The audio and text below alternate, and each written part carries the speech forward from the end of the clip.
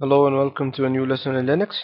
In this lesson we will talk about the putty software, and this is the software that we will use to access shell, and it's very necessary if you are working with Windows that you download this software so that you can access shell.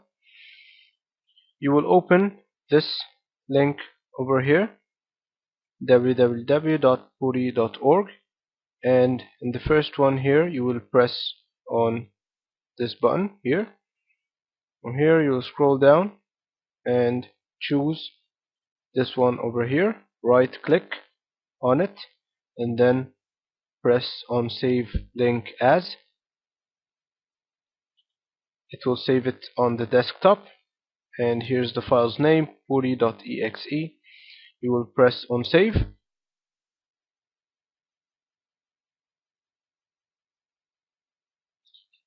Now you will open the putty software, and from here press on run.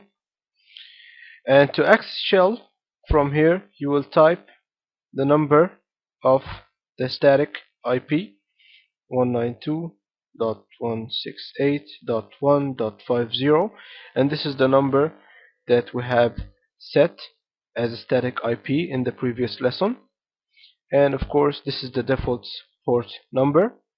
And from here you will press on open.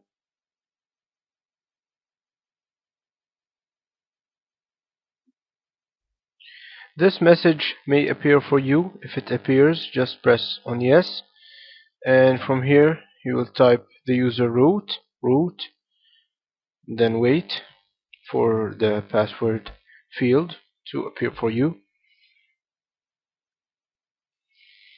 and then you will type the password and enter. And as you can see, now you have logged in successfully in the shell. Thank you for watching and see you in the next lesson.